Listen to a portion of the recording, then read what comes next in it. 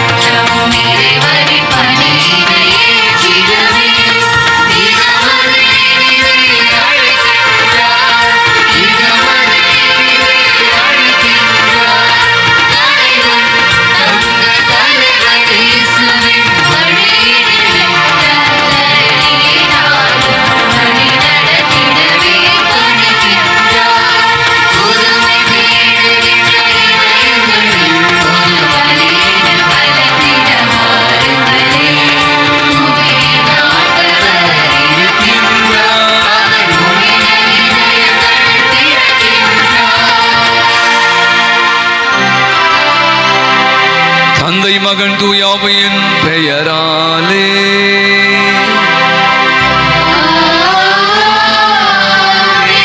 ஆண்டவரும் தலைவருமாகிய இயேசு கிறிஸ்துவின் அருளும் கடவுளின் அன்பும் தூயாவின் தோழமையும் உங்கள் அனைவரோடும் இருப்பதாக.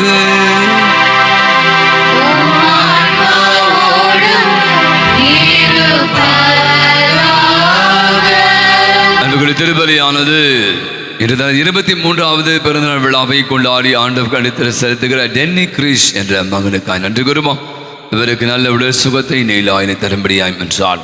மேலும் திருப்பலியானது பெற்றுக்கொண்ட அனைத்து நன்மைகளுக்காக நன்றி பலி ஒப்புக்கூடிய ஜெயராஜ் குடும்பத்தினர், ஜேசு ஆண்டனி ஜாக்லின் குடும்பத்தினர், மோனிகா குடும்பத்தினர் நன்றி பலி ஒப்புக் கொடுக்கிறார். அதன் குடும்ப இந்த நாளிலே ஆண்டவர் நிறைவாக ஆஸ்வதிக்குமாறு நாம் அவர்களுக்காக செபித்து பலியை கொடுப்போம். மேலும் திருப்பலியானது உலகில் வாழ்ந்து மறித்து போன ஜெயபிரகாஷ் உடைய ஆண்மையிலே பாற்றுக்காக நாம் செபித்து ஒப்புக் கொடுப்போம். அவருக்கு ஆண்டவனை தேயிலை பாற்றை தரும்படியாய் என்றார். அன்பர்களே, இன்று நாம் பாஸ்கா காலத்துடைய 6வது ஞாயிறை சிறப்பிக்க நாம் அனைவருமாகி ஒன்று கூடி வந்திருக்கிறோம். உயிர்த்தெழுந்த இயேசு தம் சீடர்களுக்கு காட்சிகள் கொடுத்து அவர்களை தேற்றி கொண்டிருக்கிறார். அடுத்த வாரம் அவர் விண்ணேற்றம் அடைய இருக்கிறார். ஆகவே தான் பார்த்தீங்கன்னா இது ஃபேர்வெல் டாக் அப்படின்னு சொல்லுவாங்க. அவளை எப்படி திடப்படுத்துறது, எப்படிலாம் இருக்கணும் நீங்கள் என்பதை எல்லாம் ஒவ்வொரு வாரமும் பலவிதமான வார்த்தைகள் வழியாக தேற்றியவர். இன்னைக்கு ரொம்ப அழகாக நாம் தொடர்ந்து போன வாரங்கள் தான் நான் உங்களை அன்பு செய்து போல நீங்களும் அன்பு செய்யுங்க சொல்லிட்டு அழகாக சொல்றார். நான் தரும் அமைதி உலகம் தரும் அமைதியை போன்றதல்ல. இது உலகமே ஏங்கி கொண்டுகிற ஒன்று விஷயம்தான். கண்களை மூடுவோம். இன்னைக்கு அமைதி, எனக்குள்ள அமைதி இல்லை, என்னால் மற்றவங்களுக்கு அமைதி இல்லை. குடும்பங்களில், நிறைய நாடுகளில், நிறைய உலகத்தில், பங்குகளில், நிறைய வீடுகளில், தனி மனித வாழ்வில் இன்னைக்கு அமைதியை துளைத்து போனவர்கள். யார் இதுக்கு காரணம் அப்படி பார்த்தா நாம தான் காரணமாக இருப்போம், மற்றவங்க இல்லை, நான் தான் காரணம். ஆகவே நாம் செய்த நாமே கூட நிறைய நேரங்கள் இந்த அமைதியை குலைப்பதற்கு காரணமாக அமைந்த நேரங்களை எல்லாம் எண்ணி பார்த்தவற்றுக்காய் மன வருந்துவோம். மன்னிப்பு வழிபாட்டில் பங்கேற்போம்.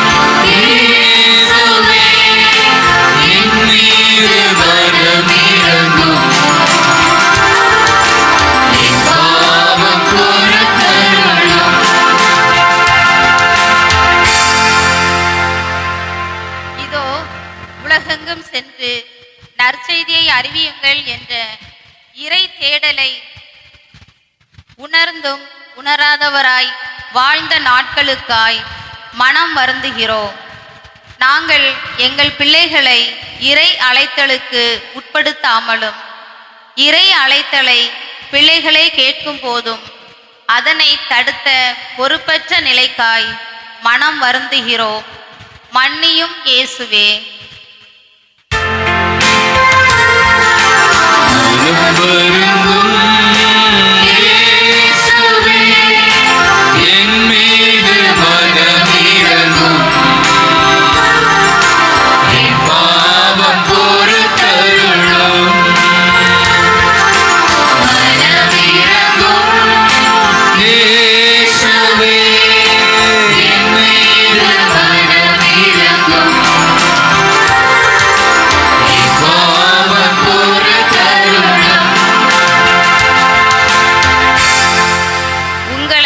திக்கற்றவர்களாக விடமாட்டேன் என்ற நம்பிக்கையை தந்து வழி நடத்தி வரும் நல்ல இயேசுவே, உமது அன்பையும் மறந்து நம்பிக்கையின் நல்ல உருவங்களாம் எம் பெற்றோரையும் மறந்து அவர்களை பராமரித்திட மனமின்றி அவர்களை சுமையாக நினைத்திட்ட நேரங்களுக்காக வருந்துகிறோம்.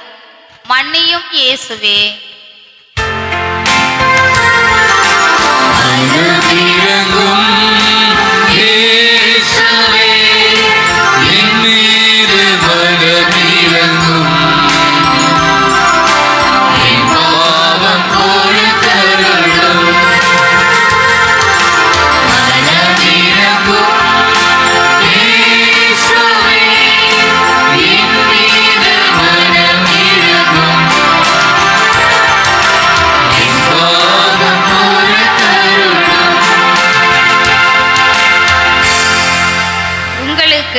தூய ஆவியாரை துணையாளராய் விட்டு செல்கிறேன்.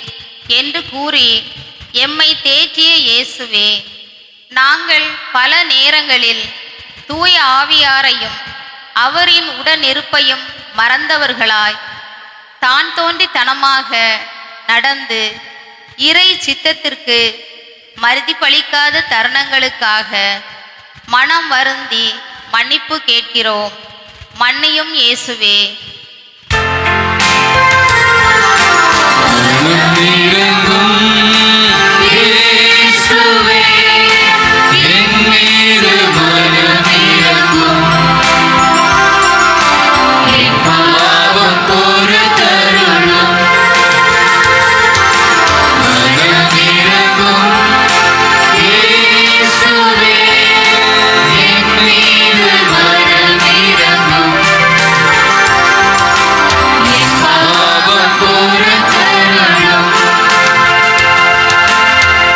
எல்லாமல்ல இறைவன் அமைதியாக்கம் வைத்து நம் குற்றம் குறைகள் பாவங்கள் அனைத்தையும் மன்னித்து நம் அனைவருக்கும் நிலையான வாழ்வுக்கு நம்மை அழைத்து செல்வாராக. ஆமென்.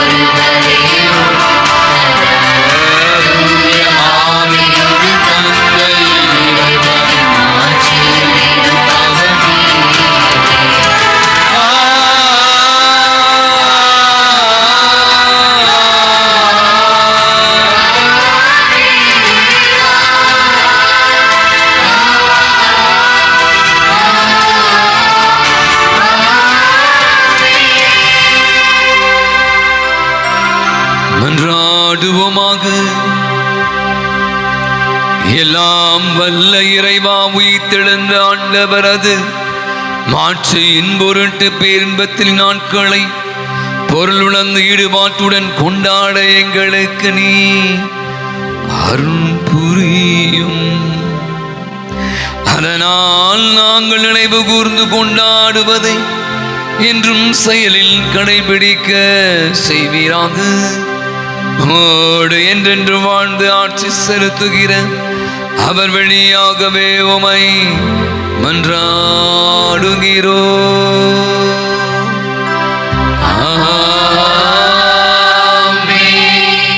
முதல் வாசகம் முன்னுரை.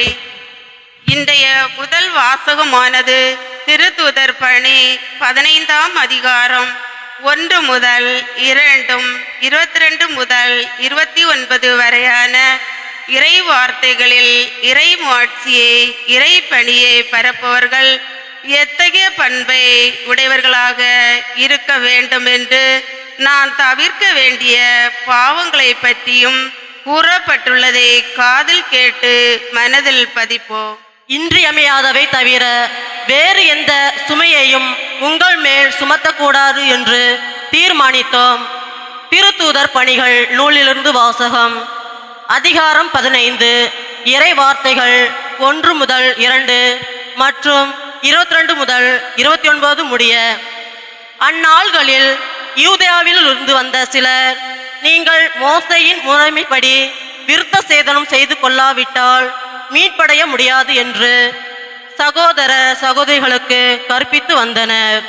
அவர்களுக்கும் பவுல், பர்னபா ஆகியோருக்கும் இடையே பெருங்கருத்து வேறுபாடுகள் விவாதமும் உண்டாயின.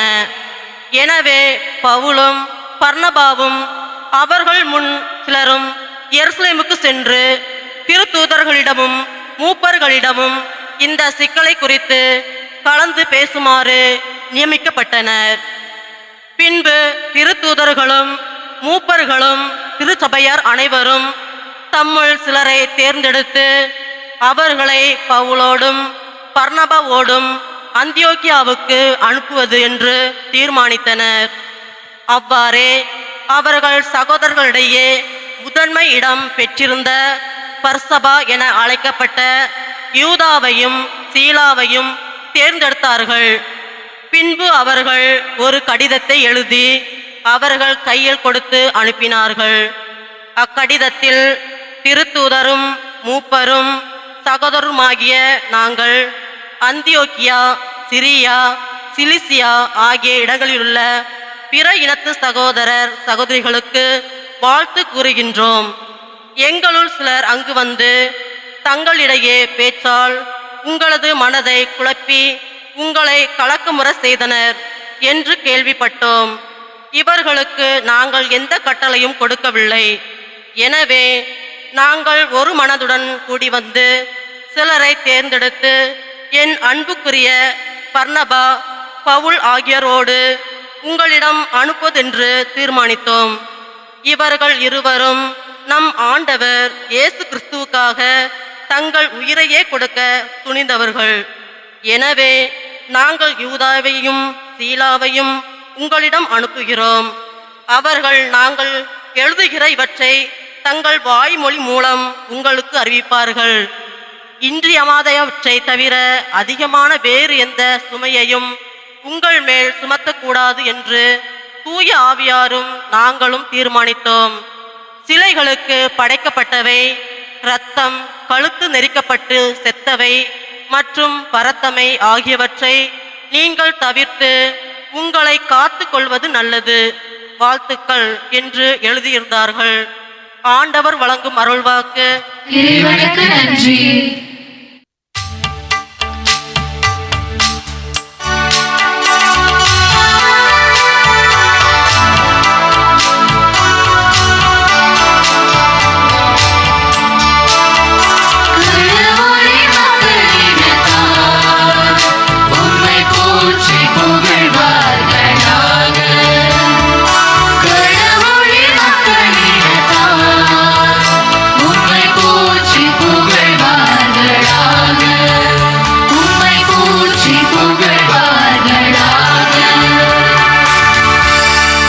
கடவுளே, எம் மீது இறங்கி எமக்கு ஆசி வழங்குவீராக.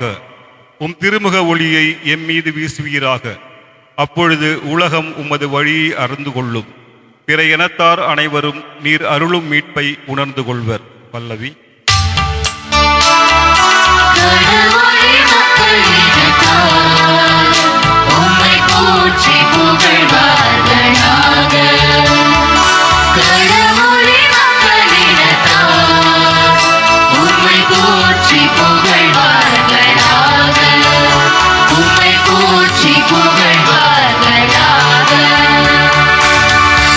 வேற்று நாட்டினர் அக்களித்து மகிழ்ச்சியுடன் பாடிடுவாராக. ஏனெனில் நீர் மக்களினங்களை நேர்மையுடன் ஆளுகின்றீர், உலகின் நாடுகளை வழிநடத்துகின்றீர். பல்லவி. கடவுளே மக்களினத்தார்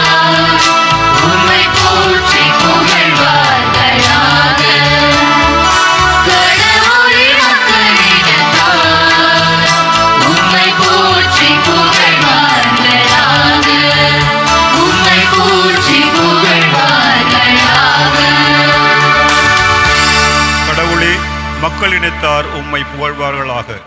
மக்கள் எல்லோரும் உம்மை போற்றுவார்களாக. கடவுள் நமக்கு ஆசி வழங்குவாராக. உலகின் கடையெல்லை வரை வாழ்வோர் அவருக்கு அஞ்சுவாராக. பல்லவி.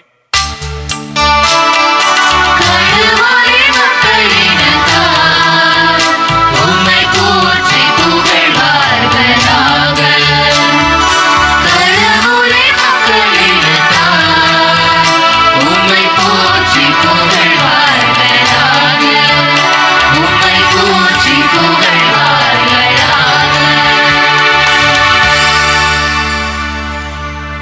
இரண்டாம் வாசகம் முன்னுரை.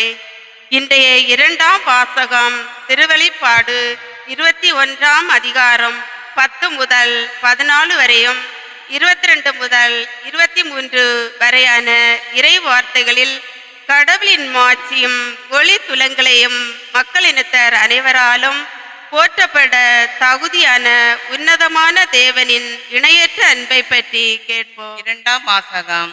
திருநகர் கடவுளிடமிருந்து விண்ணகத்தை விட்டு இறங்கி வருவதை எனக்கு காட்டினார். திருத்தூதர் யோவான் எழுதிய திருவெளிப்பாட்டில் இருந்து வாசகம். அதிகாரம் 21 10 முதல் 14 வரை மற்றும் 22 முதல் 23 வரை உள்ள வசனங்கள். தூய ஆவி என்னை ஆட்கொள்ளவே அந்த வானதூதர் ஒரு பெரிய உயர்ந்த மலைக்கு என்னை கொண்டு சென்றார். திருநகரான எருசலேம் கடவுளிடமிருந்து விண்ணகத்தை விட்டு இறங்கி வருவதை எனக்கு காட்டினார். அதில் கடவுளின் மாட்சி விளங்கிற்று. விலை உயர்ந்த கல் போன்றும் படிக்கல் போன்றும் அதன் ஒளி பளிங்கென துலங்கியது. அதை சுற்றி பெரிய உயர்ந்த மதிலும் அதில் 12 வாயில்களும் இருந்தன. வாயில்களுக்கு பொறுப்பாய் 12 வானதூதர்கள் நின்றார்கள். இஸ்ரேல் மக்களுடைய 12 குலங்களின் பெயர்களும் அவ்வாயில்களில் பொறிக்கப்பட்டிருந்தன. கிழக்கே 3, வடக்கே 3, தெற்கே 3, மேற்கே 3மாக அவை அமைந்திருந்தன. நகரின் மதில் 12 அடிக்கற்களை கொண்டிருந்தது. அவற்றில் ஆட்டுக்குட்டியின் 12 திருத்தூதர்களின் பெயர்களும் எழுதப்பட்டிருந்தன. நகருக்குள் கோவில் காணப்படவில்லை. ஏனெனில் எல்லாம் அல்ல கடவுளாகிய ஆண்டவரும் ஆட்டுக்குட்டியுமே அதன் கோவில். அந்நகருக்கு ஒளி கொடுக்க கதிரவனோ நிலவோ தேவைப்படவில்லை. கடவுளின் மாட்சியே அதன் ஒளி, ஆட்டுக்குட்டியே அதன் விளக்கு. ஆண்டவரின் அருள்வாக்கு. இறைவனுக்கு நன்றி.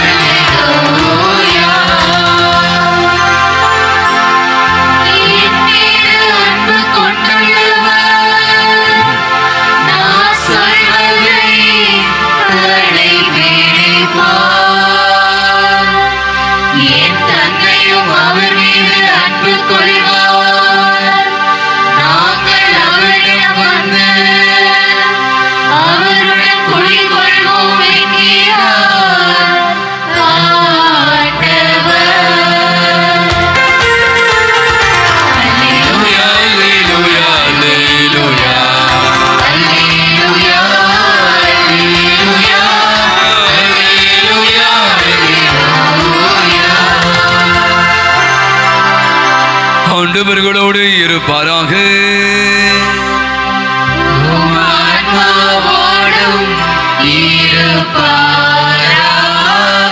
தூய யோவான் எழுதின செய்திருந்து வாசகம்.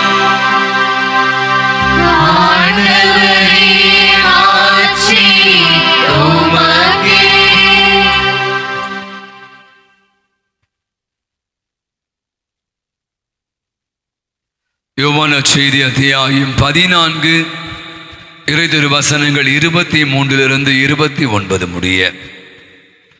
இயேசு தம் சீடரை நோக்கி கூறியது, என் மீது அன்பு கொண்டுள்ளவர் நான் சொல்வதை கடைபிடிப்பார். என் தந்தையும் அவர் மீது அன்பு கொள்வார். நாங்கள் அவரிடம் வந்து குடிகொள்வோம்.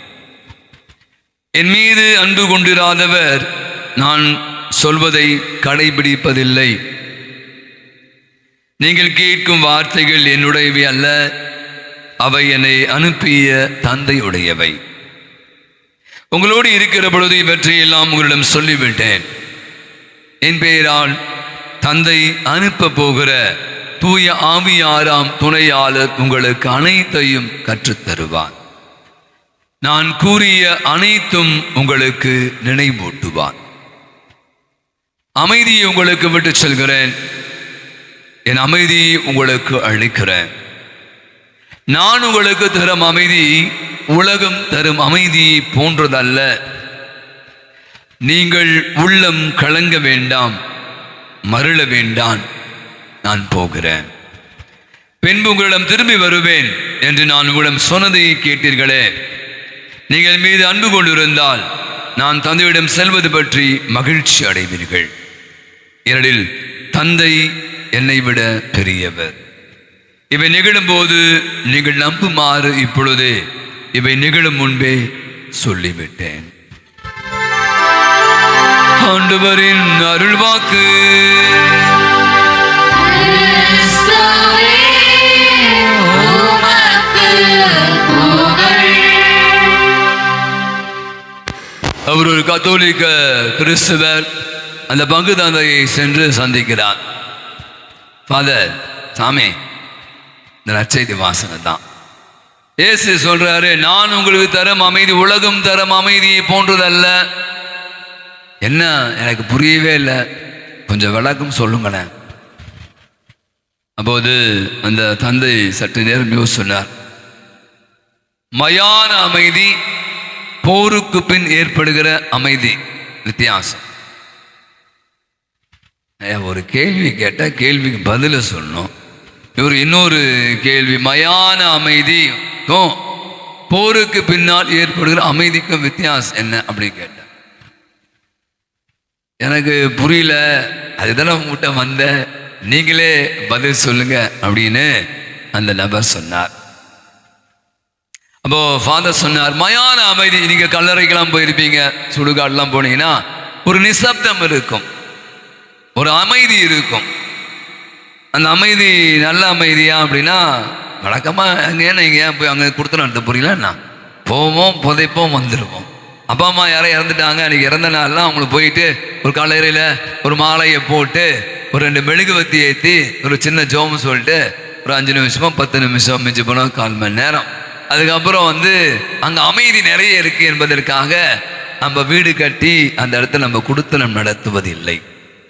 அப்போ அந்த மயான அமைதி என்பது அவ்வளவு ஒன்றும் பெரிய அமைதி அல்ல, அது நிரந்தர அமைதி அல்ல. அந்த அமைதி நமக்கான ஒரு மகிழ்ச்சி தரக்கூடிய விஷயமாக இருப்பது இல்லை. போருக்கு பின்னால் அமைதி. முதல் இப்போ காஷ்மீரில், இப்போ பாகிஸ்தான் நமக்கும் பயங்கர சண்டை நடந்தது, பயங்கரமான வெடிகுண்டு 27 செத்து போயிட்டாங்க. இவங்க சிந்தூர் ப்ரோக்ராம்லாம் பண்ணாங்க, உங்களுக்கு தெரியும், அதை பற்றிலாம் நீங்கள் வாசித்திருப்பீங்க. ஆனால் அதுக்கு பிற்பாடு 2 நாளும் முயற்சி எடுக்கிறாங்க, ஓகே இனி நமக்குள்ள போர் வேணாம் அப்படி என்று போர் நிறுத்துறாங்க. போர் நிறுத்திய பிற்பாடு ஏற்படுகிற அமைதி பார்த்தீங்கன்னா வித்தியாசமா இருக்கும். இப்போ நிறைய வீடுகள் இருந்திருப்பாங்க, குடும்பத்தை இருந்திருப்பாங்க, பிள்ளைகள் இருந்திருப்பாங்க, ஒன்றுமே இல்லாமல் இருப்பாங்க. போர் நினைச்சுப்பா, இனிமேல் தான்ப்பா மனதுக்கு ஒரு நிம்மதி அப்படி என்று சொல்லக்கூடிய ஒரு சூழல். அப்புறம் அம்மா சொன்ன மாதிரி இந்த மயான அமைதிக்கும் போருக்கு பின்னால் ஏற்படும் அமைதிக்கும் நிறைய வித்தியாசம் இருக்கிறார். எனக்கு கூட ஒரு பாடல் ஞாபகம் வருகிறது, எங்கே நிம்மதி எங்கே நிம்மதி அங்கே எனக்கோர் இடம் வேண்டும் அப்படின்னு ஒரு கவிஞர் பாடிட்டு போனான். நான் கூட்டி கடிச்சு பார்த்தேன். இன்னைக்கு இந்த வசனத்தை நான் எடுத்துக்கொள்கிறேன். ஆண்டவர் தருகிற நான் என் அமைதி உங்களுக்கு விட்டு செய்கிறேன், நான் தரும் அமைதி உலகம் தரும் அமைதியை போன்றதல்ல என்ற விஷயத்தை தான் இன்னைக்கு நான் உங்களோடு சிந்திக்க இருக்கிறேன். இன்னைக்கு உலகமே ஒன்றுக்காக அழைந்து கொண்டு இருக்கிறார், ஒண்ணுமே இல்லை, அமைதி தான். அதுக்கு பல வார்த்தைகள், நிம்மதி அப்படிலாம் நம்ம இன்னைக்கு சொல்றோம். நீ பார்த்தீங்கன்னா ரெண்டு உலகப் போர் நடந்தது இந்த உலகில். 2 உலகப் போர் நடந்த போது இந்த பூமியை சுக்கு நூறாக்கி போனார்கள்.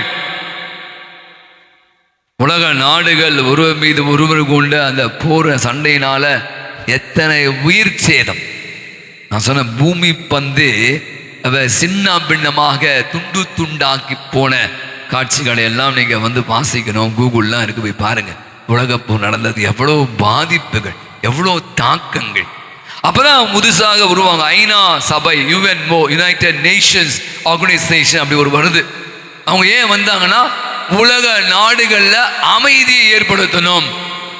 இவங்களுக்கு தெரியும், இந்த பக்கம் பார்த்தீங்கன்னா இஸ்ரேல், பாலஸ்தீனம், காசா அப்படி என்று, இந்த பக்கம் பார்த்தீங்கன்னா அவங்களுக்கு நிறைய உக்ரைன், இது மாதிரி பல நாடுகள்ல, ரஷ்யா, அமெரிக்கா, எங்க பார்த்தாலும் சண்டை. இப்போ அமெரிக்கா, பிரிட்டன்லாம் மிகப்பெரிய ஒரு வல்லரசு நாடுகள் அடாவடித்தனம் செய்து கொண்டு இருக்கிறாங்க. அவங்கள்ட்ட நிறைய இருக்கு. அதனால அடுத்த நாடுகள், சின்ன சின்ன நாடுகள்லாம் அடாவடித்தனம் செய்து கொண்டு எல்லாம் மற்றவங்களும் அமைதியா இருக்காங்க. அந்த அடங்கி போகிற ஒரு சூழல். அப்புறம் நான் கூட்டி கடித்து பார்க்கிற போது இந்த ஐநா சபைலாம் வந்த பிற்பாடு எங்க எதற்காக உருவாக்கப்பட்டது? அமைதி ஏற்படுத்துவதற்காக இல்லையே. திரும்பி அங்கங்க சண்டை தான். ஐநா சபையை எவனும் மதிக்கிற மாதிரி தெரியல. யுஎன்ஓ பத்தி அவ்வளோ ஆமாம் சொல்றான், சண்டைலாம் கூடாது, சமரசம் செய்யணும், அமைதி ஏற்படுத்தணும், ஒற்றுமை ஏற்படுத்தணும் என்று பல விஷயங்கள் பேசுறாங்க. ஆனால் அதெல்லாம் இப்போ பிற நாடுகள், நான் சொன்ன இந்த அமெரிக்காவோ, பிரிட்டன், இந்த மாதிரி ரஷ்யாவோ, இவங்கெல்லாம் பார்த்தீங்கன்னா அது எல்லாம் பற்றி அவங்க கண்டுக்கவே இல்லை. அவங்க என்ன பண்ணுறாங்க? அடுத்தவங்களை அடித்து நொடிச்சு ஒன்றுமில்லாமல் செய்து கொண்டு இருக்கிற காட்சிகள் அரங்கேறி கொண்டு இருக்கிறார். இப்போ நான் நமக்கு முதல்லாம் இப்போ இன்னைக்கு சில பேர்கிட்ட போய் நீங்கள் கேளுங்களேன், உங்களுக்கு என்ன வாழ்க்கை எப்படி இருக்கணும்னு ஆசைனா, பிரச்சனை இல்லாமல் வாழணும்னு சொல்லுவான். பிரச்சனையே இல்லாமல் வாழணும். ஏன் இந்த அமைதி இல்லை அப்படி ஒரு கேள்வி நம்ம கேட்டால் நிறைய பேர் சொல்கிறான், ஒரே பிரச்சனைங்க, ஒரே நிம்மதி இல்லை, ஒரே சந்தோஷம் இல்லைங்க. அதுக்கான காரணங்கள் நம்ம நிறைய இருக்கலாம். அது உள்ளே போக முடியாதுன்னா அது பெரிய விஷயம். அப்போ முதல் விஷயம் நான் அப்படி யோசித்து கொண்டு இருந்தேன். இந்த உலகம் தரும் அமைதி, சொல்றா, நான் தரும் அமைதி உலகம் தரும் அமைதியை போன்றதல்ல. அப்ப முதல் செய்தி, உலகம் தரும் அமைதினா என்ன?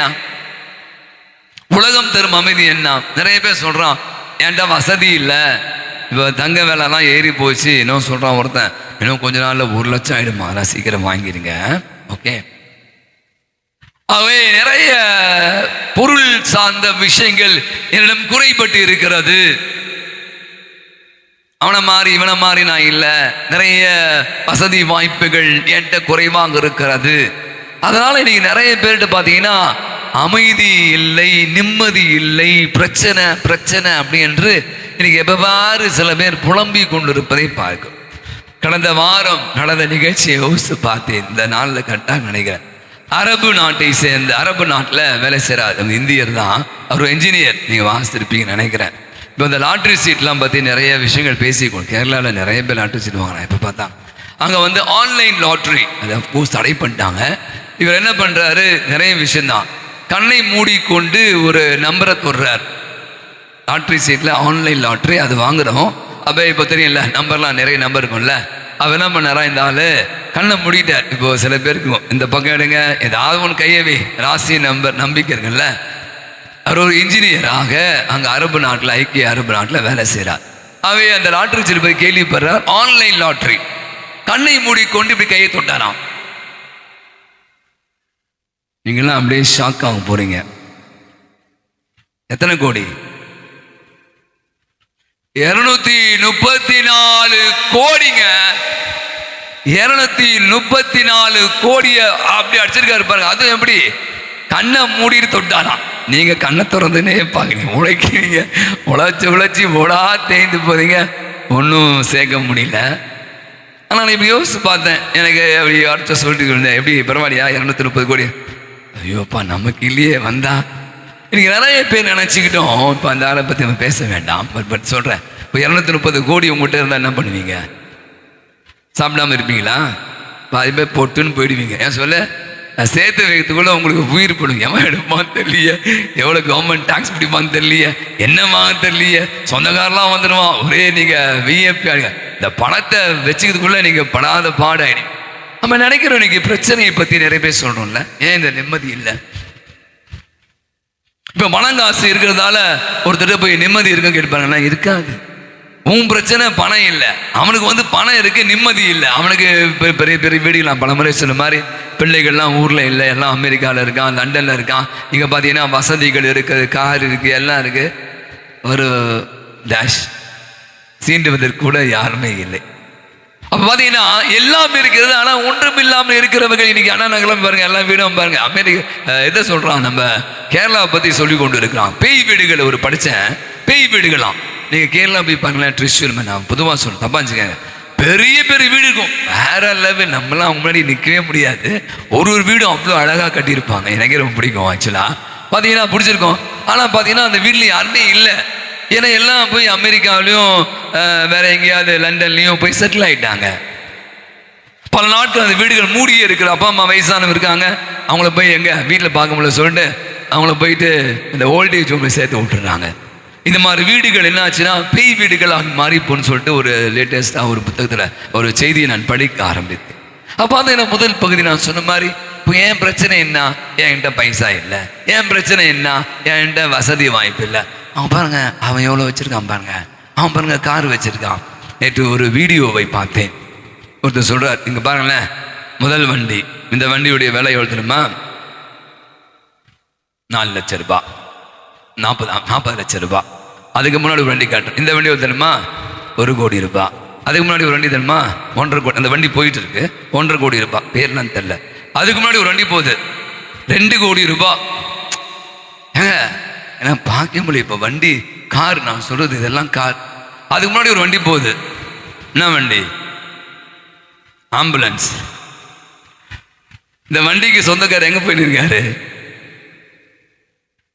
அவன் சொல்றான் 40 லட்சம், 1 கோடி, 1.25 கோடி, 1.5 கோடி, 2 கோடிக்கான வண்டிகள்லாம் போகுது. ஆனா அந்த வண்டியை வைத்திருந்தவர், அந்த வண்டிகளை சொந்தமானவர் எந்த வண்டியில் போயிட்டு இருக்காரு. இதுதான் உலகம், இதுதான் நியதி. பல நேரங்களை இன்னைக்கு நான் நினைக்கிறேன், தப்பாச்சுக்காங்க, அவரவருக்குரிய பிரச்சனை. அப்ப இன்னைக்கு உலகம் தரும் அமைதி என்ன, பொருள் சார்ந்த விஷயங்கள், வீடுகள், வசதிகள், பணங்கள், நகைகள், இது மட்டும் இருந்துட்டா போதுமா? நான் அவனா சொல்றேன், 230 கோடி இருந்தாலும் வச்சுட்டு பாப்பேன், தூங்குவானத்தில் சொன்னேன், அவன் நிம்மதியை தொலைத்து விடுவான். அவனுக்கு வேற ஏதாவது பிரச்சனை இருக்கும், மேபி சுகர் இருக்கும், பிபி இருக்கும், வேற ஏதோ நோய் வீட்டில் பிரச்சனை இருக்கும், பிள்ளை புள்ளாட்டி எல்லாமே இருக்குமா, தனியா இருப்பான், அவனுக்கு 1000 பிரச்சனை இருக்கும். ஆனா நீங்க நான் என்ன நினைக்கிறோம், எப்பா இதெல்லாம் சேர்ந்துட்டா எனக்கு நிம்மதி வந்துடும். இதுதான் உலகம் தரும் அமைதி, நிரந்தரமற்றது, நிலையற்றது அப்படின்னு சொல்லி நான் சொல்ல, ஆண்டவர் சொல்வதை பார்க்கிறோம். அப்ப இன்னைக்கு அதே ஆண்டவர் மிக அழகாய் சொல்கிறார், ஆனால் நான் தரும் அமைதி அப்படிப்பட்ட அமைதியை போன்றது அல்ல. அப்ப ஆண்டவர் என்ன மாதிரி அமைதியை தரார்? இன்னைக்கு நாம் வாசித்த முதல் வாசகத்தை பார்த்தீங்கன்னா, நான் தொடர்ந்து வாசித்து கொண்டு இருக்கிறேன். துவக்க கால திருச்சபை நிறைய பிரச்சனைங்க, நிறைய பிளவுகள், நிறைய சண்டைகள். நீயா நானா இப்படி இப்போ கோபிநாத் ஆத்துற மாதிரி அந்த காதை பேதுருவா அல்லது பவுலடிகளாரா பர்னபாவா, நிறைய கருத்து வேற்றுமைகள், அப்படி நிறைய விஷயங்கள் அவங்களுக்குள்ள இருந்துச்சு. அப்ப நம்ம இன்னைக்கு சிந்திக்கிற அந்த விருத்த சேதனம், இதை பற்றி நான் போன வாரம் சொன்னேன். விருத்த சேதனம் பண்ணாதான் கிறிஸ்தவன் கத்தோலிக்க, இல்லை கிறிஸ்தவன் இல்லாட்டி இல்லை அப்படின்ற வேறுபாடுகள்லாம் இருந்தது. அப்ப பார்த்தீங்கன்னா அந்த பிளவுகள் பிரச்சனைகள் மத்தியில எப்படி கடவுள் இவர்களை ஒற்றுமையாக இந்த திரு அவை 2000 ஆண்டுகள் கழித்தும் வழி நடத்தி கொண்டிருக்கிறார் அப்படின்னா ஒரு செய்திதான் சொல்றாங்க, பிரச்சனைகளை பற்றி பெரிதுபடுத்தாமல் ஆண்டவருடைய பிரசன்னத்தை அவர்கள் உணர்ந்து கொண்டார்கள். இதுதான் ஆண்டவர் தருகிற அமைதி. இன்னைக்கு நிறைய வீட்டில் நிறைய குறைபாடு இருக்கலாம், நிறைய வசதி வாய்ப்புகள் இல்லாமல் இருக்கலாம், நிறைய சண்டை சாடுகள் இருக்கலாம், நிறைய குறைபாடுகள் இருக்கலாம், சொன்ன மாதிரி. ஆனா நீங்க பாருங்க, அதுல நம்ம இன்னைக்கு சந்தோஷமாக இருந்து கொண்டு இருக்கிறோம். ஒரு நிகழ்ச்சியை வாசித்தேன், அந்த இதே தான். அந்த ஒரு பையன், ஒரு பேரு ஜிம்மி, அவன் பேரு. அவன் ஒரு பெரிய வசதி வாய்ப்பான ஒரு குடும்பம். நிறைய பார்த்தீங்கன்னா அப்பா அம்மாலாம் பெரிய வசதியா இருப்பாங்க. அந்த மாதிரி குடும்பத்தில் நீங்க பார்த்தீங்க அப்படின்னா அவங்க பயங்கர பிஸியாக இருப்பாங்க. காலில் இருந்து பயங்கர ஷெட்யூல்டாக இருப்பாங்க. வெளியே ப்ரோக்ராம் இருக்கும், ஆஃபீஸ் போகணும், அந்த வேலை, இந்த மீட்டிங் அப்படி இருப்பாங்க. இந்த மாதிரி பிள்ளைகளை வந்து யார் பார்த்துப்பா பார்த்தீங்கன்னா இன்னைக்கு வேலை செய்கிற அம்மாக்கள் தான் சில நேரத்தில் பார்த்துக்கொள்ள வேண்டிய நான் சொல்ல வசதியாக நம்ம குடும்பம் இல்லை, வசதியான குடும்பம். அவன் வந்து ஒரு பள்ளியில் படிக்கிறான். அந்த பள்ளியில் படிக்கிற ஜோசப் அப்படின்ற பையனுக்கு வந்து சாதாரண எளிமையான குடும்பம். அப்போ ஒரு நாள் இந்த ஜிம்மி சொல்கிறான், எனக்கு வீட்டில் இருக்கவே பிடிக்கல, நான் வீட்டை விட்டு ஓடி போகலான்னு நினைக்கிறேன் அப்படின்னு சொல்கிறான். டேய் என்னடா நீ எவ்வளோ பெரிய ஆள், காரு வசதி, உங்கள் அப்பா எவ்வளோ பெரிய ஆள், எவ்வளோ பணம் காசுலாம் வச்சுருக்கீங்க, ஆனால் அவன் சொன்னான் எல்லாம் இருந்தோம் என்னடா ஒன்றுமே இல்லைடா அப்படின்னு சொல்கிறான்.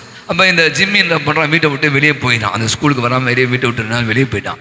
அப்போ இந்த நான் சொன்ன ஜோசப் வந்து தன்னுடைய அம்மாவோட சொல்கிறான், அம்மா இந்த மாதிரி என் ஃப்ரெண்டு ஜிம்மி வந்து போயிட்டான் அப்படின்னு சொல்லி, இது மாதிரி அவன் எவ்வளோ வசதியுமா, அவனுக்கு பயங்கர பணம் காசுலாம் வச்சுருக்கான், ஆனால் அவனுக்கு வந்து அங்கே அன்பு காட்ட யாருமே இல்லையா, அவனுக்கு யாரும் கண்டுக்கவே இல்லையா. அப்போ இந்த அம்மா சொன்னிச்சான், நம்மக்கிட்ட பணம் காசுலாம் இல்லை, என் மகனே வாடா என் மடியில் பார்த்துக்க, என் செல்லக்குட்டி அப்படின்னு கட்டி பிடிச்சிட்டு, நான் வந்து பணம் காசு இல்லை, ஆனால் ஒன்று மட்டும் என்கிட்ட இருக்குது, நான் உன்னை எந்த நிலையிலும் கைவிட மாட்டேன், நான் கூட என்னுடைய அன்பு கூட இருக்கும் அப்படின்னு சொல்லிச்சான். இன்னைக்கு பார்த்தீங்கன்னா இன்னைக்கு நான் நினைக்கிறேன், இன்னைக்கு அந்த அம்மாவுடைய அன்பு தான் பிரசன்னம். இன்னைக்கு இந்த உலக அமைதி, நான் சொன்ன பொருட்கள் மீதான ஈர்ப்புகள், பதவிகள், பட்டங்கள், புகழ்கள் கொஞ்ச நாள் தான், அப்படின்னா போதும் தலைக்கீழாக மாறிடும். நேற்று அவர் இருந்தார், இன்னைக்கு ஒன்றுமே இல்லாமல் இருந்தார். நேற்று அப்படி இருந்தவங்க இன்னைக்கு ஒன்றுமே இல்லாமல் இருக்கிற காட்சிகள்லாம் நீங்க பார்த்து கொண்டு இருக்கு, நடந்து கொண்டு இருக்கு. அப்ப இயேசு மிக அழகாய் தருகிறார், நான் தரும் அமைதி. அந்த அமைதி என்ன? இந்த முதல் விஷயத்தை நாம் யோசிச்சு கொண்டு இருந்த போது சொன்னாங்க, வாத்தெல்லாம் பார்த்துருப்பீங்களே, இப்போ எங்க வார்த்தை இல்லையே.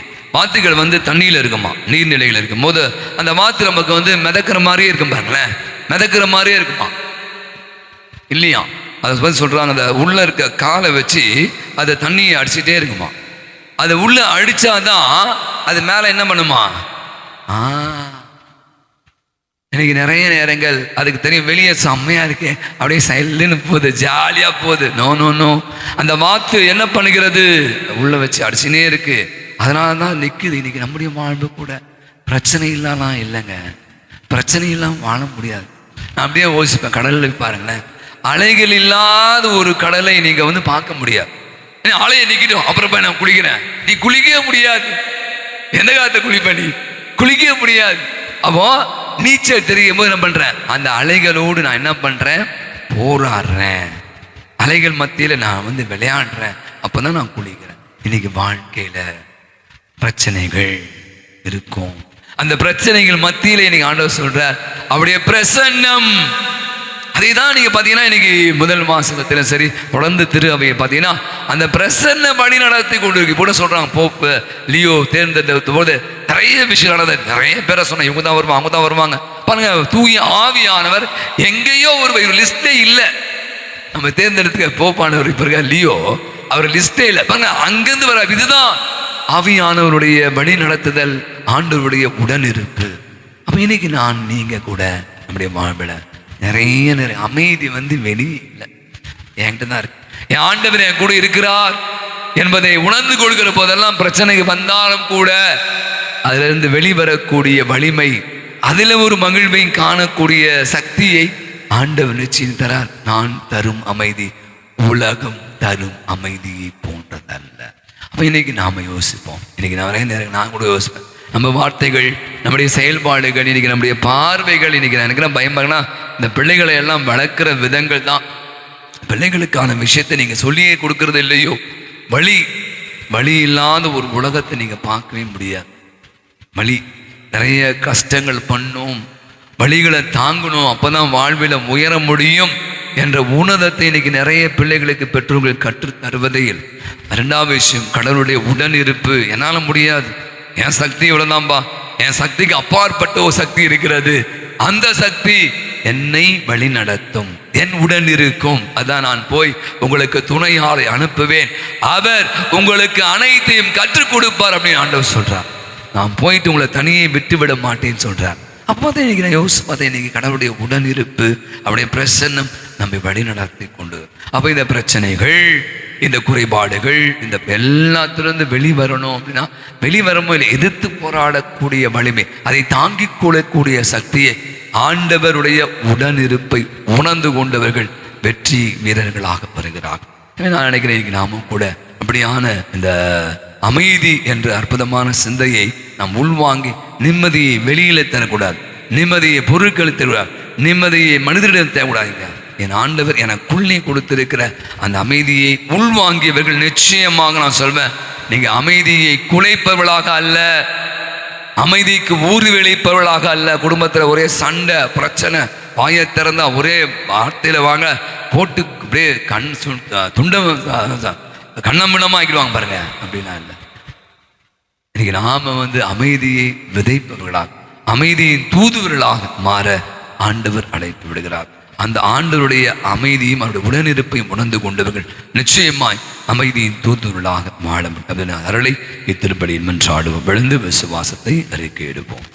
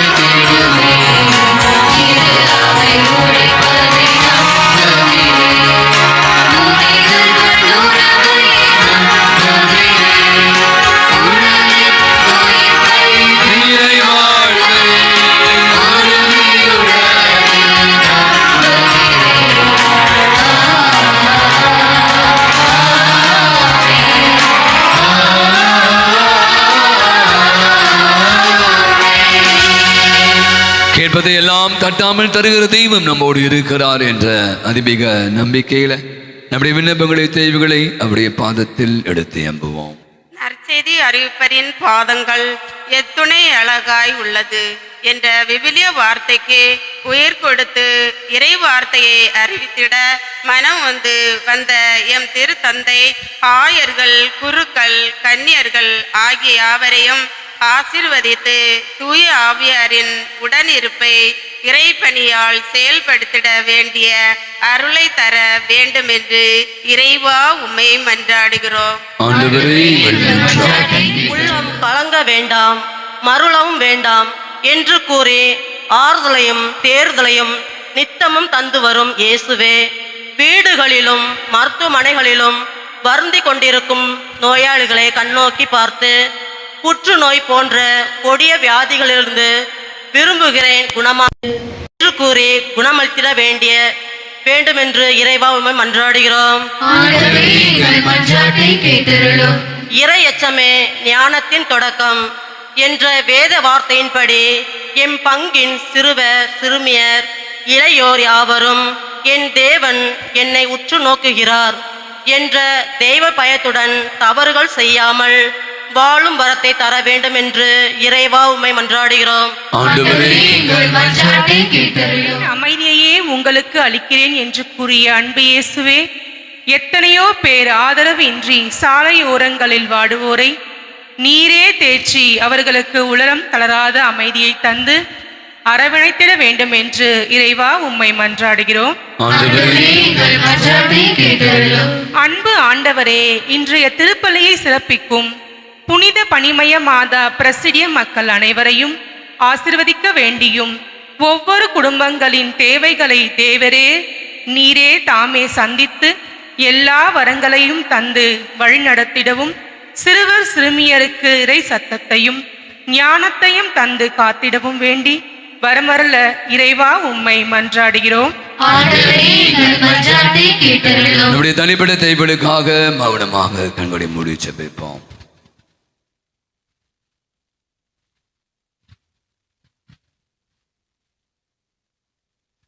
உங்களோடு என்றும் இருக்கும்படி மற்றொரு துணையாளரை நான் உங்களுக்கு தருமாறு தந்தையிடம் கேட்பேன். யோவான் 14:16. நான் உங்களை தனியே விட்டு விடுவதில்லை. அவர் உங்களுக்கு அனைத்தையும் கற்றுத் தருவார். அன்பின் ஆண்டவரே, அருமையானது அல்ல நாளுக்காய் கண்டு சிறப்புகிறோம். உயிர்த்தெழுந்த இயேசுவே, உமது அனுபவத்தை பெற்றுக்கொண்ட சீடர்களை இத்துணை நாட்களாக வழி நடத்தியவரே, அவளுக்கு திடம் மூட்டியவர்களே, அவளுக்கு அநேக காரியங்களை, வாழ்வின் காரியங்களை எல்லாம் கற்றுத் தந்த தெய்வமே, இதோ அவர்கள் பணி செய்ய துவங்குகிற காலத்தில் தூய ஆவியாரை அவர்களுக்குள்ளே அனுப்பி அவளை உற்சாகப்படுத்தி அவளுக்கு தேவையான அனைத்து நலன்களை தந்த தெய்வமே, நம்முடைய பிள்ளைகளாகிய நாங்களும் கூட இந்த பாஸ்கா காலத்தில், மகிழ்ச்சியின் காலத்தில் அவருடைய தெய்வீக பிரசனம் எங்களோடு இருப்பதை எங்களை வழிநடத்தி உணர்ந்து கொண்டு இருக்கிறோம். நாங்கள் எடுத்து எங்கள் எல்லா விதமான தேவைகளையும் மன்றாட்டையும் கனிவாய் கண்ணூர் அவற்றையெல்லாம் நிறைவாக தந்து எங்களை ஆசீர்வதித்து வழி நடத்துகிறார். எங்கள் ஆண்டவராகிய கிறிஸ்து வழியாய் மன்றாடுகிறோம். காணிக்கை பாடல்.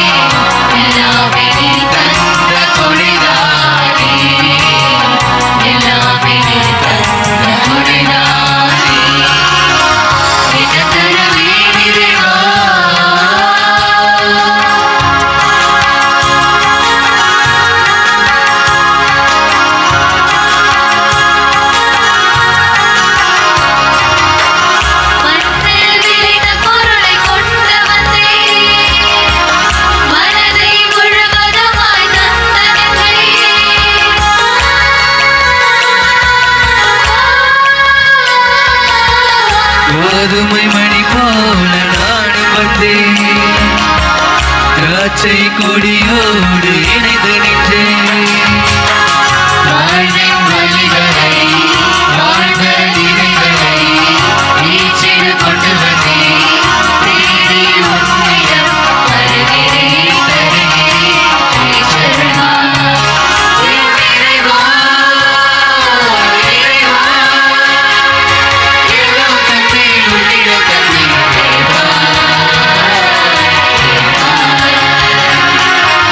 இந்த தருவேன் இறைவா.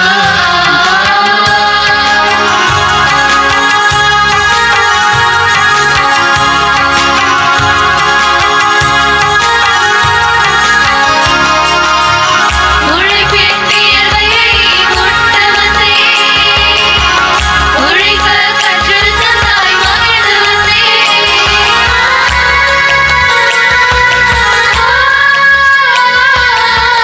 மன்னிக்கும் மனதை உங்கள் பாதம் வைத்தேன், மாற்றம் காண என்னை முழுதும் தந்தேன். உனது பலியென உன்னிடம் நான் வந்தேன்.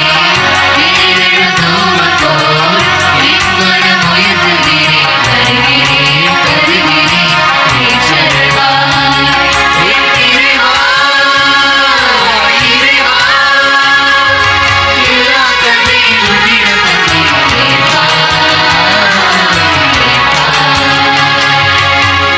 அன்புக்குரிய நாம் அனைவரும் எழுந்து ஒப்பு கொடுக்கிற அற்புதமான இந்த நன்றி பலி எல்லாம் வல்ல தந்தையாகி இறைவனுக்கு ஏற்றதாகும்படி ஜெபியுங்கள். ஆண்டவர் தமது புகழ்ச்சிக்காகவும் ஆட்சிக்காகவும் தமது நன்மைக்காகவும் புனித திருவிழாவின் அனைத்து நலன்களுக்காகவும் உமது கையிலே திருப்பலி ஏற்றுக்கொள்வாராக. ஆண்டவரே, பலியின் காணிக்கைகளோடு எங்கள் வேண்டுதலை நோக்கி எழுபனமாக இவ்வாறு நாங்கள் உமது மேன்மையால் தூய்மையாக்கப்பட்டு உமது பேரிரக்கத்தின் அருள் வளங்களை எல்லாம் பெற்றுக்கொள்ள தகுதி பெறுவோமாக.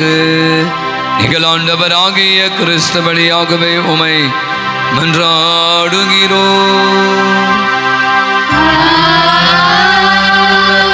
ஆண்டவர் உங்களோடும் இருப்பாராக.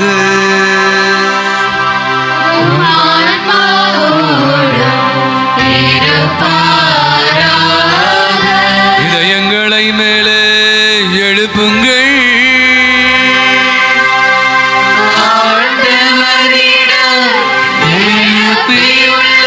நம் இறைவனாகிய ஆண்டவருக்கு நன்றி கூறுவோம்.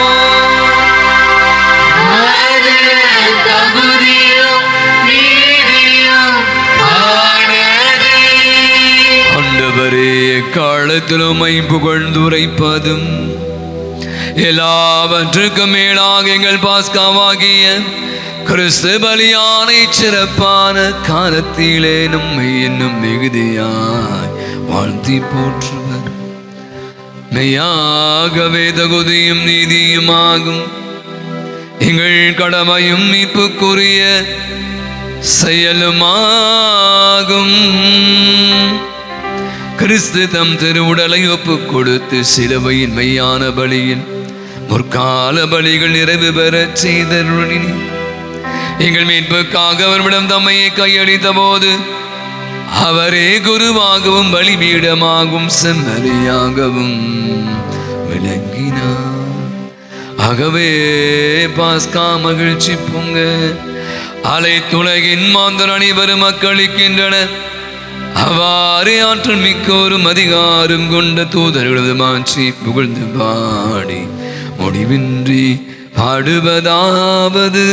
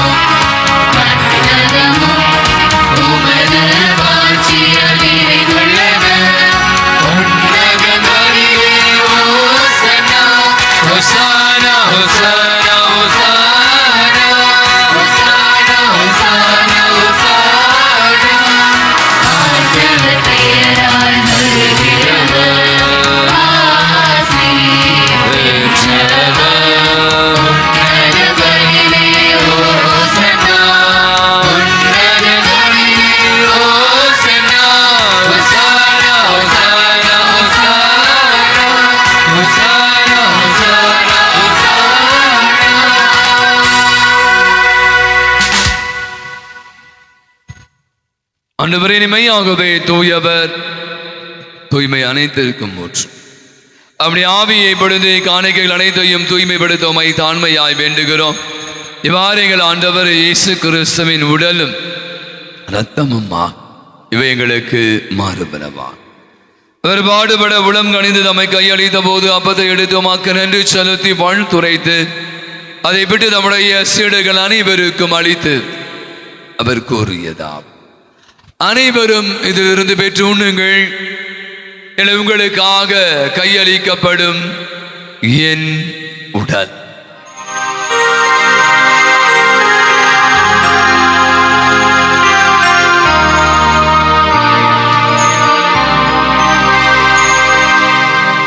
அவனமே இரவு விருந்தை அருந்திய பின்பு கிணத்தையும் எடுத்து மீண்டுமாக்க நன்றி கூறி தம்முடைய சீடர்கள் அனைவருக்கும் அதில் அளித்தவர் கூறியதாவது, அனைவரும் இதிலிருந்து பெற்று பருகுங்கள், எனில் புதிய நிலையான உடன்படிக்கை கூறிய இரத்தத்தின் கிண்ணம், இது பாவ மன்னிப்புக்கென்று உங்களுக்காகவும் பலருக்காகவும் சிந்தப்படும்.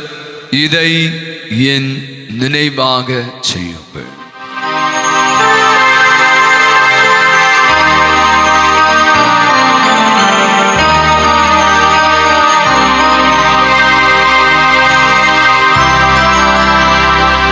நம்பிக்கையின் மறைபொருள்.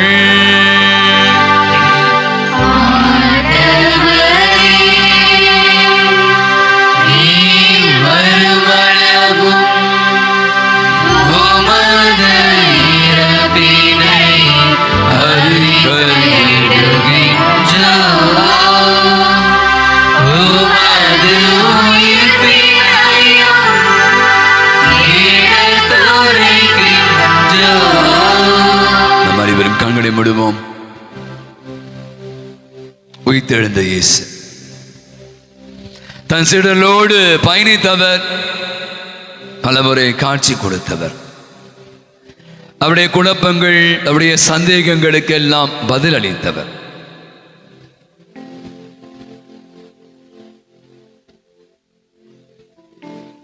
நான் உங்களை தனியே விட்டு விடுதல் என்று சொன்னவர். திரு அவை துவங்கிய போது எவ்வளோ பிரச்சனைகள், எவ்வளோ குழப்பங்கள், குளறுபடிகள், போட்டிகள், சண்டைகள், நிறைய கருத்து வேற்றுமைகள்.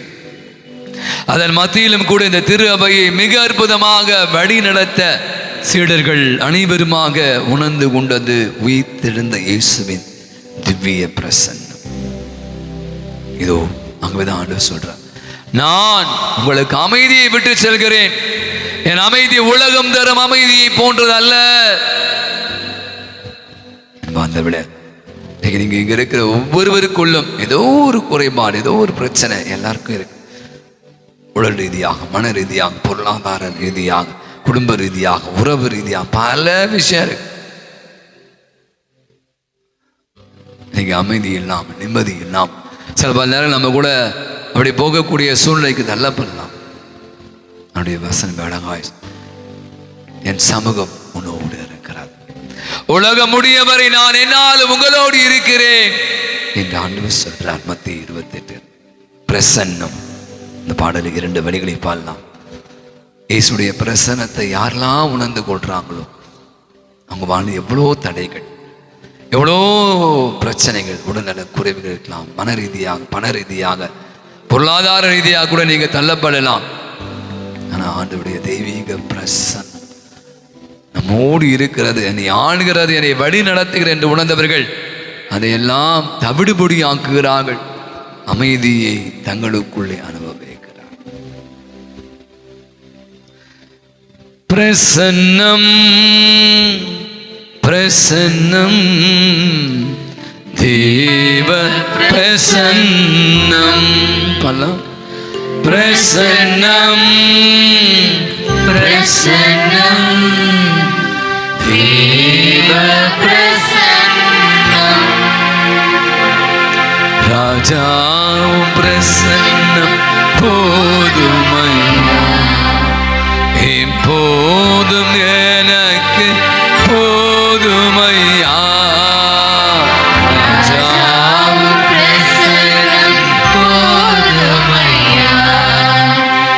எப்போதும் எனக்கு போதுமையா. பிரசன்ன பிரசன்ன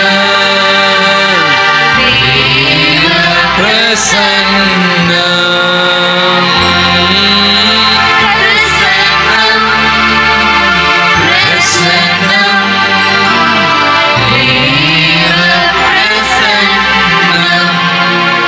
பிரசன்னம் இதோ நற்கருணை வடிவில, தூய ஆவியார் வடிவில நம்மோடு இருக்கிறார்.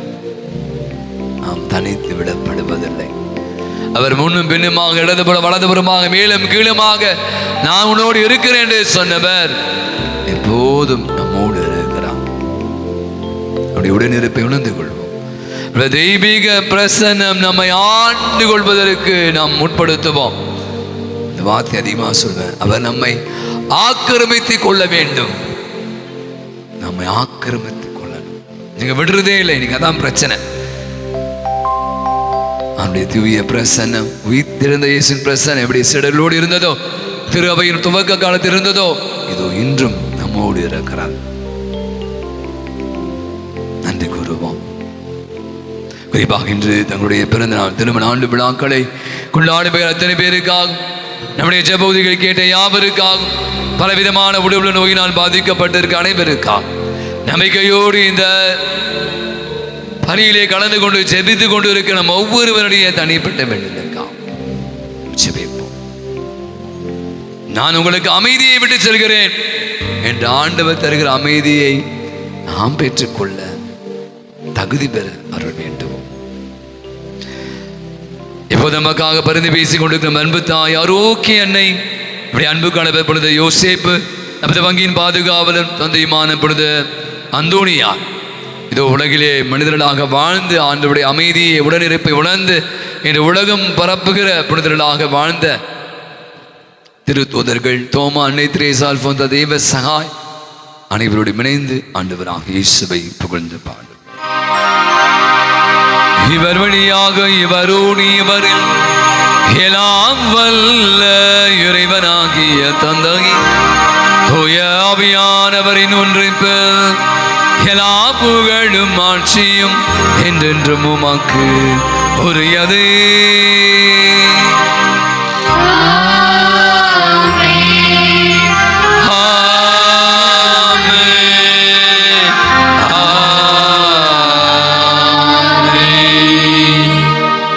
தந்தையாக இதனுடைய கட்டளைகளை எல்லாம் கடைபிடித்து அதன்படி வாழ்ந்த நம்முடைய அன்பு ஆண்டவர் நாமும் கூட ஆண்டவருடைய கட்டளைகளுக்கு பணிந்து வாழ அழைப்பு விடுகிறார். கரங்களை விரிப்போம், கண்களை விடுவோம். இயேசு ஆண்டவர் கற்பித்த அற்புதமான ஜெபத்தை இணைந்து ஜெபிப்போம். விண்ணுலகிருக்கிற எங்கள் தந்தையே, உமது பெயர் தூயதென போற்று பெறுக, உமது ஆட்சி வருக, உமது திருவுளம் விண்ணுலகில் நிறைவேறுவது போல மண்ணுலகிலும் நிறைவேறுக. எங்கள் அன்றாட உணவை இன்று எங்களுக்கு தாரும். எங்களுக்கு எதிராக குற்றம் செய்வோரை நாங்கள் மன்னிப்பது போல எங்கள் குற்றங்களை மன்னியும். எங்களை சோதனைக்கு உட்படுத்தாதேயும், தீமையிலிருந்து எங்களை விடுவித்தருளும். ஆண்டவரே, தீமை அனைத்திலிருந்து எங்களை விடுவித்து எங்கள் வாழ்நாளில் அமைதியை கனிவோடு அருளும் என்றால் இரக்கத்தின் உதவியால் நாங்கள் பாவத்திலிருந்து இப்போது விடுதலை பெற்று யாதொரு கலக்கம் இளமாயிருப்போமா. நாங்கள் எதிர்நோக்கி இருக்கிற பேரின்பத்திற்காக மீட்பரா இயேசு கிறிஸ்துவின் வருகைக்காகவும் காத்திருக்கின்றோம். ஆண்டவராக இயேசு கிறிஸ்துவின் அமைதியை உங்களுக்கு விட்டு செய்கிற அமைதியை உங்களுக்கு அளிக்கிற திருத்தூதர்களுக்கு முனைந்தவர எம் குற்றங்களை, குறைகளை, பாவங்களை, பலவீனங்களை எல்லாம் பாராமல் ஆண்டவர நம்முடைய பாதத்து அண்டையில வந்து குடும்பிருக்க விசுவாசத்தை, நம்பிக்கையை கண்ணோக்கிப்பார். எங்கள் யாவருக்கும், எங்கள் குடும்பங்களையும், பங்கு சமூகத்திற்கும், நாட்டிற்கும், உலகத்திற்கும் அமைதி, நிம்மதி, ஒற்றுமையும், சமாதானத்தை, நிறைவையும், மகிழ்வையும், இரக்கத்தையும், மன்னிப்பையும், சுகத்தையும், நலத்தையும் தந்துடைய திருவிடம் கொள்வீரான். என்றென்று வாழ்ந்து ஆட்சி செலுத்துகின்றவர் நீரே. ஆண்டவருடைய அமைதி உங்கள் அனைவரோடும் இருப்பதாக. ஒருவருக்கு ஒருவர் ஆண்டவர் நேசகர் அன்பின் அமைதியை மகிழ்வோடு பகிர்ந்து கொள்வோம்.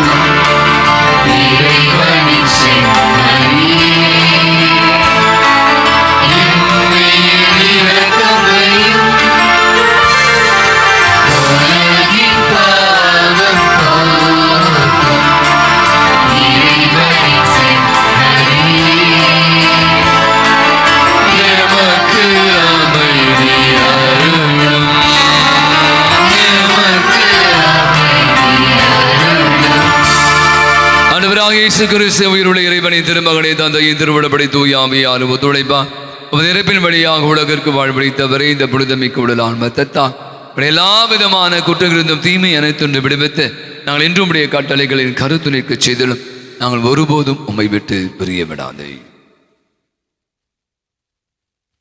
இதோ நம் அன்பு ஆண்டவர் இவரே உலகினுடைய பாவங்களை எல்லாம் போக்குகிற இறைவனின் செம்மறி, தன்னுடைய அமைதியை நம் மத்தியில விட்டு செல்பவர். அந்த அமைதியை நாம் நாளும் அனுபவித்து வாழ, அவருடைய உடன் இருப்பை பிரசனத்தை அனுபவித்து வாழ தன்னை விருந்தாய் படைக்கிறார். விருதுக்கு அழைக்கிறார். அழைக்க பெற்றிருக்கிற அனைவருமே பேறு பெற்றோர்.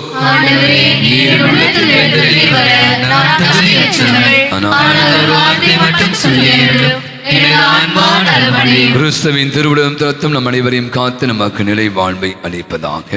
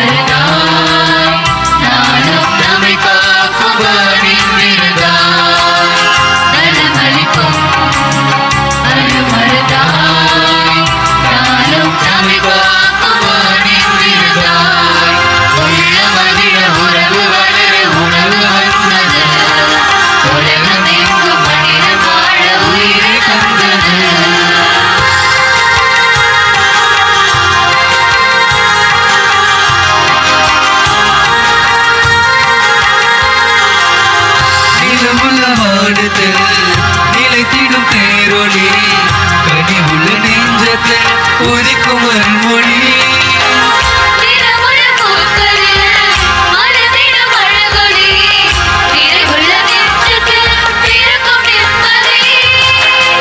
உள்ளம் தூய்மை கண்டிட வழி சொன்னாய், உலகில் அமைதி நிலவிட உனை தந்தாய்.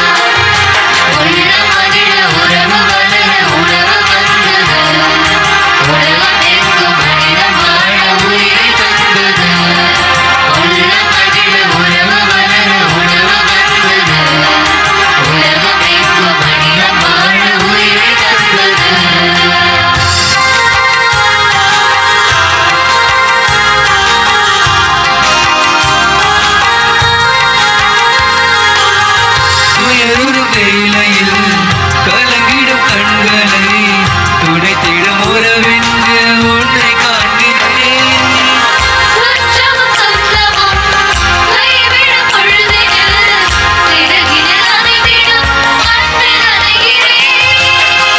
உள்ளம் மகிழ்ந்து வாழ்ந்திட சுகம் தந்தாய், உண்மை நீதி காத்திட ஒரு வீராய். உலகம்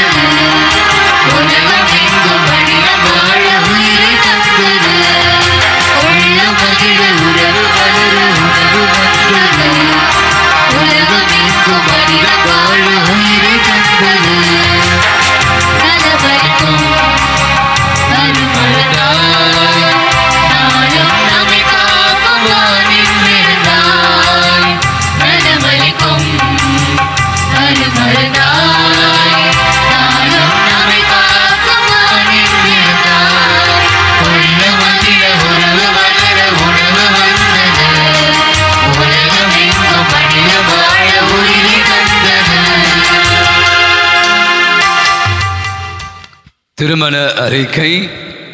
நமது பங்கை சேர்ந்த தந்தை அருள்தாஸ், தாய் அருள்மேரி, என்னுடைய மகள் இமாக்குலேட் அருள் வினிதா என்பவருக்கும், கோட்டாறு மறை மாவட்டம் சைமன் காலனி பங்கை சேர்ந்த தந்தை லெனோ, தாய் செலின் ராணி இவனின் மகன் லெபரன்ஸ் சஜீல் என்பவருக்கும் திருமணம் நிச்சயிக்கப்பட்டது. முதல் அறிக்கை.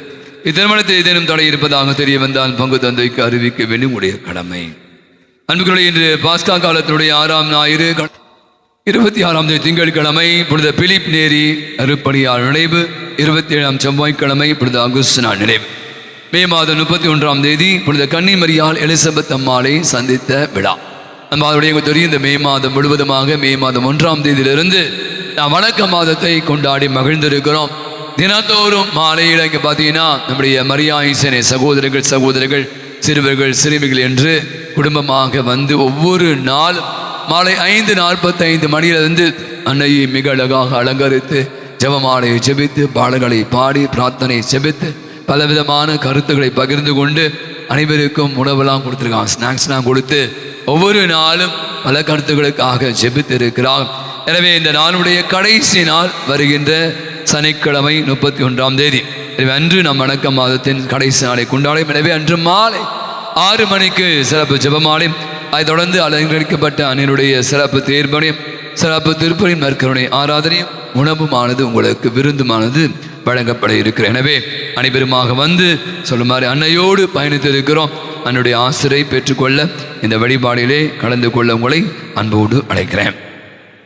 அன்பு தெரியும், நம்முடைய பங்கினுடைய திருவிழாவை நாம் எதிர்நோக்கி இருக்கிறோம். ஆலயங்கள் எல்லாம் வர்ணமாக பெயிண்ட் எல்லாம் அடித்து அழகுற பல விதமான முயற்சி எடுத்து கொண்டு இருக்கிறோம். எல்லாத்துக்கும் ஒரு தயாரிப்பு மிக முக்கியம் என்பது உங்களுக்கு தெரியும். ஆகவே விழா என்பது உங்களுக்கு தெரியும். நம்முடைய பங்கினுடைய இந்த 35வது ஆண்டு விழாவை நாம் எதிர்நோக்கி இருக்கிறோம். வருகின்ற 6ஆம் தேதி ஜூன் மாதம் 6ஆம் தேதி கொடியேற்றம், 8ஆம் தேதி புதுநன்மை பெருவிழா, 13ஆம் தேதி நற்கருணை பெருவிழா, 14ஆம் தேதி திருவிழா, 15ஆம் தேதி கொடியிறக்க விழா. ஒவ்வொரு வாரமும் இதை நான் சொல்லி கொண்டிருக்கிறேன். இந்த விழா நாம் பலராக இருக்கிறோம், ஆனால் ஒன்றாக இருக்கிறோம். ஆகவேதான் நான் சொன்ன எப்படியான விழாக்களை கண்டிப்பாக கொண்டாடப்பட வேண்டும். கடந்த ஓராண்டாக நம்முடைய பாதுகாப்பு அந்தோணியாரிடமிருந்து பெற்றுக்கொண்ட ஏராளமான நன்மைகளுக்காக நாம் மேலெடுக்கிற நன்றின் விழா. நான் சொன்ன மாதிரி பலராக இருக்கிறோம், பல இடங்களில் வந்திருக்கிறோம். ஆனால் அந்தோணியார் பங்கை நம்முடைய பங்கு குடும்பமாக கொண்டிருக்கும். எனவே தான் நன்றி உள்ளத்தோடு பங்கு குடும்ப விழா. நம்ம இன்னும் வாங்க சொல்லும் மாதிரி இன்னைக்கு பார்த்தீங்கன்னா இந்த ஆலயத்தில் நம்ம மர்கள் மட்டுமல்ல, பல பங்குலேருந்து பலர் வந்து கலந்து கொண்டு நிறைய ஆசீர்வாதம் பெற்று கொண்டு இருக்கிறான். அதுதான் இந்த விழாவை உறவின் விழா அப்படின்னு நினைக்கிறேன். அவை நான் சொன்ன மாதிரி நன்றியின் விழா, உறவின் விழா, குடும்ப விழா அனைத்தையும் கூட்டி பார்த்தா இது நமது விழா. அவை இந்த விழா எப்படி நடைபெற வேண்டும் உங்களுக்கு தெரியும். ஒவ்வொரு ஆண்டும் நாம அந்தோணியாருக்கு விழாக்களை சிறப்பித்து கொண்டு இருக்கிறோம்.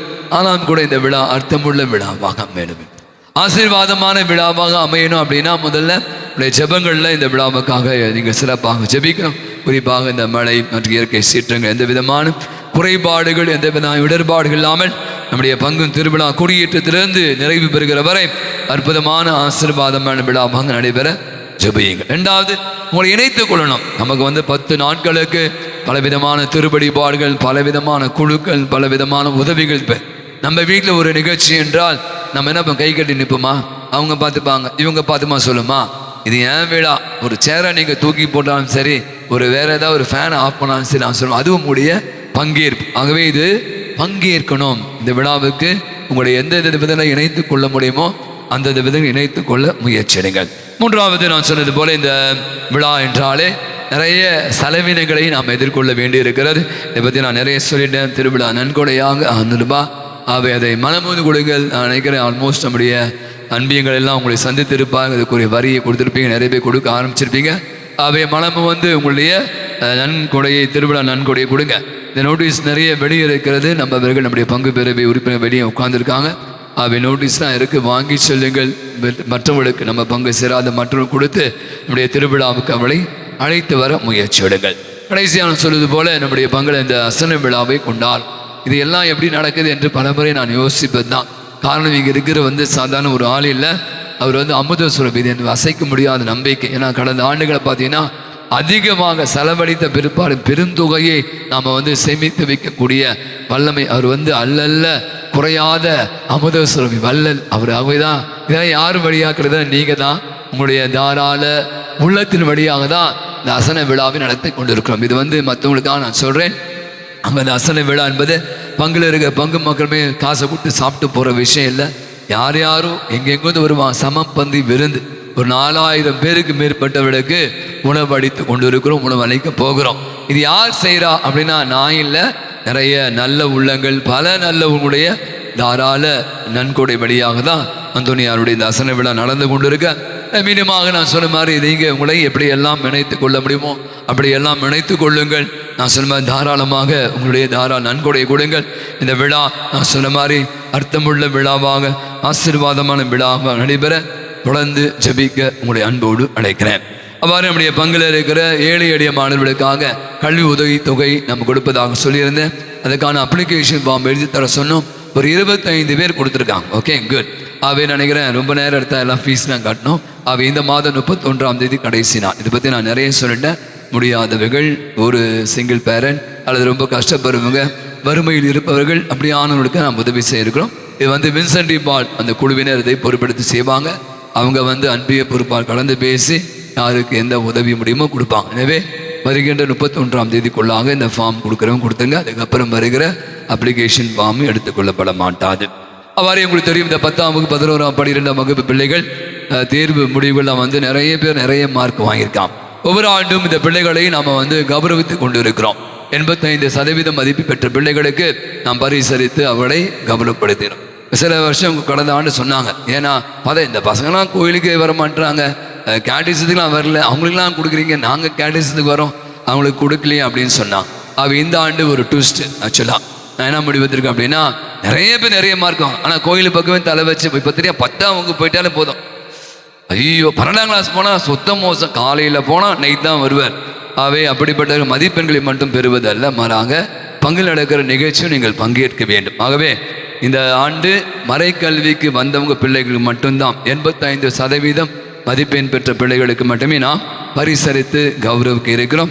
எனவே செய்ய வேண்டியது முதல்ல 10ஆம் 11ஆம் 12ஆம் வகுப்பு பிள்ளைகள் 85% மதிப்பெண் பெற்ற பிள்ளைகள் நம்முடைய மதிப்பெண் நகலை ஜெராக்ஸ் காப்பியும் அதோடு கூட நம்முடைய சந்தா கார்டு, நிறைய பேர் சந்தா கார்டு எடுத்துன்னு வரதே இல்லை. எனவே அதை மாதாந்திர சந்தா கட்டுற அந்த நடுவில் சந்தா கட்டின கார்டு அதனுடைய ஜெராக்ஸ் காப்பியும் நீங்கள் குடும்ப அட்டையோடு எடுத்து நம்முடைய உதவி பங்கிலும் பெயர்களை பதிவு செய்து கொள்ளுங்கள். நான் மீண்டும் சொல்கிறேன், மறைக்கல்விக்கு வந்த பிள்ளைகளுக்கு மட்டுமே இந்த ஆண்டு உதவி தொகை கொடுக்க முடியும். அதை அவங்களை கௌரவிப்போம். அது உங்களுக்கு தெரியும், நம்முடைய பங்கிலே கடந்த ஒரு ஆண்டாக பணியாற்றி நம்மை விட்டு சென்ற அருள் தந்தை மார்ட்டின் அவருக்கு நாம் கடந்த வாரம் நன்றி செலுத்தினோம். நம்முடைய புதிய உதவி பங்கு தந்தையாக அருள் தந்தை டேவிட் பீட்டர் அவர்கள், அவர் ஹோலி கிராஸ் அதே திருச்சிலுவை சபையைச் சேர்ந்தவர்.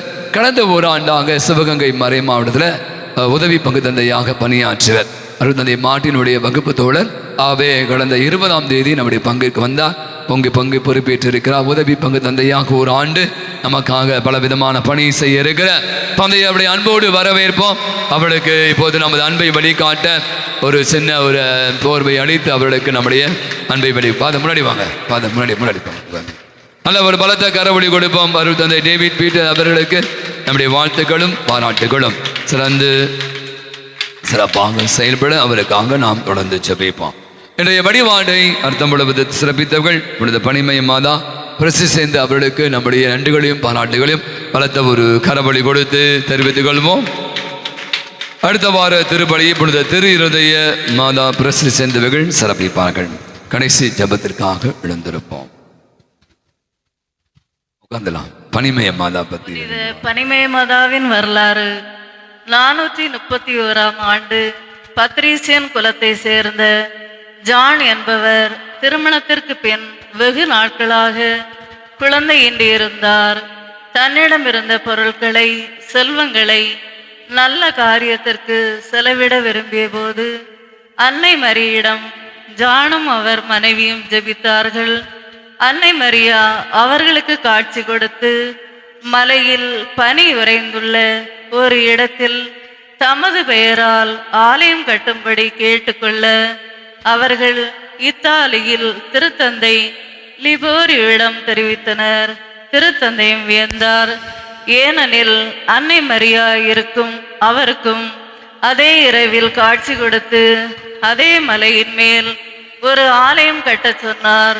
பணியாளர்களுடன் திருத்தந்தை அன்னை மரியா குறிப்பிட்ட இடத்திற்கு சென்றபோது அந்த இடத்தில் பெரிய கோவில் அளவுக்கு உறைபனி விழுந்திருப்பதை கண்டு வியந்தனர். அன்னை மரியாவுக்கு பெரிய தேவாலயம் கட்டினர். அன்னை மரியாவும் பல புதுமைகளை செய்து கொண்டு வருகிறார். தமிழ்நாட்டில் முத்துமாநகர் தூத்துக்குடியில் 400 ஆண்டுகளுக்கு முன் கட்டப்பட்ட தேவாலயம் பனிமய மாதாவுக்கு அர்ப்பணிக்கப்பட்டது. தமிழ்நாட்டில் உள்ள பசலிக்கா பேராலயங்களில் வெகு சிறப்பு வாய்ந்தது பனிமய மாதா பேராலயம். இதன் திருவிழா உலகெங்கும் பனிமய மாதா திருவிழா ஆகஸ்ட் மாதம் 5ஆம் தேதி வெகு சிறப்பாக கொண்டாடப்படுகிறது. தூத்துக்குடியில் 10 வருடங்களுக்கு ஒரு முறை தங்க தேரில் பனிமய மாதா வலம் வருகிறார். ஒவ்வொரு ஆகஸ்ட் மாதம் 5ஆம் தேதியும் திருவிழா சிறப்பாக நடைபெறுகிறது.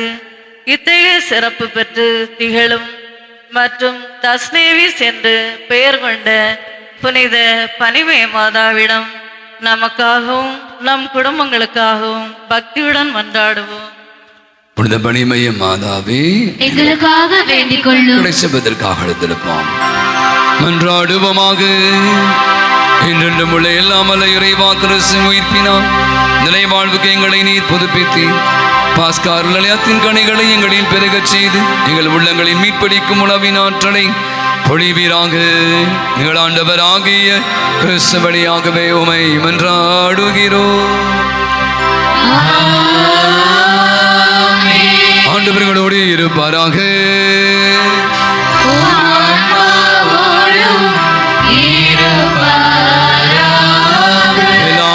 இறைவன் தந்தை மகன் தூய ஆவி உங்கள் அனைவரையும் நிறைவாய் ஆசீர்வதிப்பாராக. சென்று வாழுங்கள், திருப்பலி நிறைவு பெற்றது. அல்லேலூயா, அல்லேலூயா, அல்லேலூயா.